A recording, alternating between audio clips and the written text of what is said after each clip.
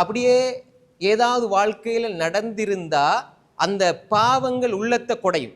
பாவங்களுக்கு ஒரு தன்மை இருக்குது, உள்ளத்தை குடையும், உள்ளத்தில் இருக்கிற நிம்மதியை பறியும். அது ஊசலாடும் பொழுது மனசுல கொஞ்சம் கவலை வரும். அதுக்கு ஒரு சொல்யூஷன், தீர்வு தான் இஸ்திக்ஃபார், தௌபா. 9வது இஸ்திக்ஃபார் செஞ்சு பாருங்க. என்ன பிரச்சனை வந்தாலும் நீங்க இஸ்திக்ஃபார் செஞ்சு பாருங்க, உள்ளத்துக்கு நிம்மதி இருக்கு. யூனுஸ் அலைஹிஸ்ஸலாம் கடலுக்குள்ள விழுந்தாரு, இஸ்திக்ஃபார் செஞ்சாரு, வெளியே வந்தாரு. நிம்மதி வாழ்க்கையில உங்களுக்கு இல்லையா? இஸ்திக்ஃபார் செய்யுங்க. அஸ்தக்ஃபிருல்லாஹ் அஸ்தக்ஃபிருல்லாஹ் அஸ்தக்ஃபிருல்லாஹ் லா இலாஹ இல்லா அன்த சுப்ஹானக இன்னி குன்து மினல் ஸாலிமீன். தொழுகை முடிஞ்சா அஸ்தக்ஃபிருல்லாஹ். ஏன்? எல்லா விடத்திலும் நீங்க இஸ்திக்ஃபார், தௌபா. கண்ணீர் துளியை வடிங்க. அல்லாஹ்வுக்கு முன்னால வடிக்கிற கண்ணீர் துளி, நான் அடிக்கடி சொல்றேன், அதுல நிம்மதி இருக்கு. யா அல்லாஹ் என்ன மன்னிச்சிடு யா அல்லாஹ். உங்களோட தவறுகளை உங்களோட ரப்பை தவிர வேற யார்கிட்டையும் சொல்லாதீங்க.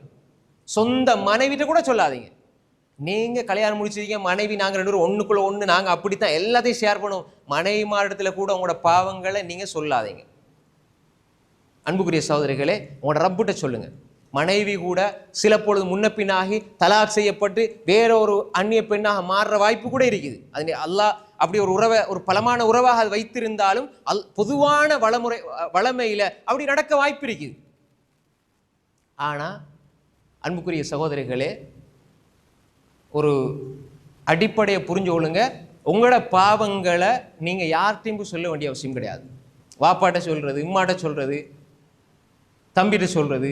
அவர் ரொம்ப நெருங்கிய ஃப்ரெண்டு எப்படி வேணா உலகத்துல தான் நீங்க நெருங்கிய ஃப்ரெண்டு, அன்பு, நண்பர் எல்லாம். ஆனால் ஒரு முஃமினை பொறுத்தவரையில் கபருக்குள்ள வைக்கப்பட்டா அவன் அல்லாஹ்வுக்கு பதில் சொல்ல எண்ணம் அவனுக்கு இருக்கும். நீங்க 4 பேருக்கு உங்களோட தவறை சொல்லிட்டீங்கன்னு சொன்னால் அல்லாஹ் மறைச்சதை நீங்க வெளிப்படுத்திட்டீங்க. குல்லு உம்மதி முஆஃபன், குல்லு உம்மதி முஆஃபன் இல்லல் முஜாஹிரீன். என்ன முதல்ல எல்லாம் மன்னிக்கப்படுவாங்க, பாவங்களை பகிரங்கப்படுத்துறவங்கள தவிர. பாவங்களை பகிரங்கப்படுத்தினார் அல்லாஹ், மறைச்சதை இவர் பகிரங்கப்படுத்தினார். 10 பேருக்கு அது தெரியுது, 20 பேருக்கு தெரியுது. பாவம் செஞ்சிட்டீங்களா? யா அல்லாஹ் நான் பாவம் செஞ்சுட்டேன், யா அல்லாஹ் என்ன மன்னிச்சிரு, யா அல்லாஹ் எனக்கு தௌபாவை தந்துரு, யா அல்லாஹ் நேரான வழியை காட்டி, யா அல்லாஹ் உன் மீது நம்பிக்கை வச்சிருக்கிறேன், யா அல்லாஹ் என்று நீங்க கெஞ்சி கெஞ்சி கதறி கேளுங்க.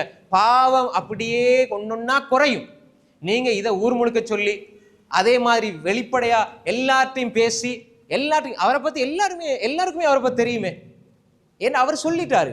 சிலர் பயான்ல கூட, சில மௌலைமார், அல்லாஹ் பாதுகாக்கணும், சில மௌலைமார் பயான்ல கூட அதை ஒரு பெருமையா சொல்லுவாங்க. நாங்க எல்லாம் ஒரு காலத்துல இப்படி இருந்தோம், மதரசாக்கு போனோம், நீங்க எப்படி இருந்தீங்க, அப்படி இருந்தீங்க, அப்படி இருந்தீங்க. ஏன் பாவத்தை வெளியே சொல்றீங்க? அல்லாஹ் மறைச்சதை வெளியே சொல்றீங்க. அதுக்கப்புறம் பார்க்குற நேரமெல்லாம் இவர் அப்படி செஞ்ச ஆள் தானே, அவரை வெளிப்படுத்திக் கொள்றாரு. விளைஞ்சா அப்ப இப்படி அது ஒரு பெருமையா மாறிட்டு, அன்புக்குரிய சகோதரர்களே, பாவங்களை ரப்பிடம் சொல்லுங்கள். இது 9வது விஷயம்.